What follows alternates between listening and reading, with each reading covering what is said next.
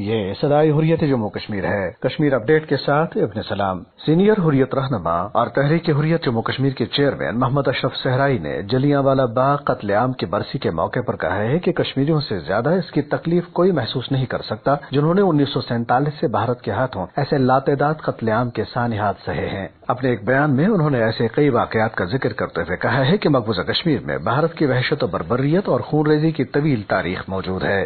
حریت جماعتوں، انجمن شرعی شیعان، Jammu Kashmir youth social forum اور جموں کشمیر پیر پنجال فریڈم موومنٹ نے قابض بھارتی فوج کی طرف سے چوکی بند کپواڑہ کے ایک گاؤں پر مارٹر شیلنگ کیے جانے کی شدید مذمت کرتے ہوئے کہا ہے کہ بھارت نے کشمیر کو ایک جنگی زون میں تبدیل کر رکھا ہے جہاں کے سنگین حالات متقاضی ہیں کہ فوری عالمی مداخلت کے ذریعے مسئلہ کشمیر حل کیا جائے۔ کل جماعتی حریت کانفرنس آزاد جموں کشمیر شاخ نے بھارتی فوج کی طرف سے مقبوضہ کشمیر اور آزاد کشمیر میں شہری آبادیوں پر مارٹر گولوں کی فائرنگ میں قیمتی انسانی جانوں کے ضیاع پر گہرے رنج و غم کا اظہار کیا۔ شاخ کے ایک اجلاس میں اقوام متحدہ کے سیکرٹری جنرل کو ایک ای میل بھیجے جانے کا فیصلہ کیا گیا جس میں مقبوضہ کشمیر میں بھارتی ریاستی دہشت گردی اور تحریر و تقریر اور شہری آزادیوں پر مسلسل پابندیوں کا فوری نوٹس لینے کا مطالبہ کیا جائے گا۔ دراصل مقبوضہ کشمیر میں کورونا وائرس سے متاثرہ افراد کی تعداد 290 تک پہنچ گئی ہے۔ ان میں 225 کا تعلق وادی کشمیر، 48 کا جموں اور 17 کا لداخ سے ہے۔ مہلک وائرس سے اب تک مرنے والوں کی تعداد 4 ہو چکی ہے۔ اپ ڈیٹ ختم ہوا۔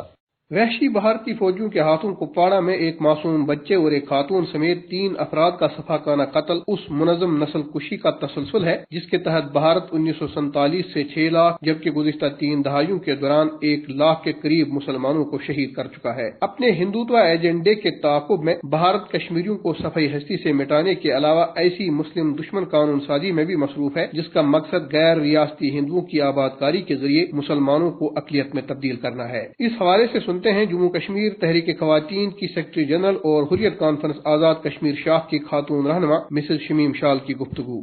ہم بھارت کے اس فاسسٹ اقدامات اقوام متحدہ اور ان بڑی طاقتوں کو نوٹس میں بھی لانا چاہتے ہیں جو ہماری جدوجہد اور آزادی کے ضامن ہیں۔ انہیں چاہیے کہ بھارت کو روکے۔ وہاں لاک ڈاؤن اور کرفیو کے دوران پچھلے 8-9 مہینوں سے راشن اور دوائیوں کی کمی تھی۔ اب بھارتی فوج کی گھر گھر تلاشیاں جاری ہے اور نوجوانوں کو بارڈر پر بھی اور گھروں کے اندر بھی قتل کیا جا رہا ہے۔ یہ کون سی جمہوریت ہے جو اس وقت جو دنیا تکلیف میں ہے اس کو بھی استعمال کرتے ہوئے ایک بونگے پن کا مظاہرہ کر رہا ہے؟ لیکن انشاءاللہ جموں کشمیر کے عوام نے اپنا حق حاصل کرنے کے لیے جو جدوجہد جاری رکھی ہے اس میں کسی طرح کوئی کمی نہیں واقع ہوگی۔ کورونا کی طرح ہندوتوا نظریہ بھی ایک وبال بن چکا ہے اور اب تک ہزاروں کشمیریوں اور بھارتی مسلمانوں کو نگل چکا ہے، اور اگر اس کا بر وقت تدارک نہ کیا گیا تو یہ ناسور پوری دنیا کو اپنی لپیٹ میں لے سکتا ہے۔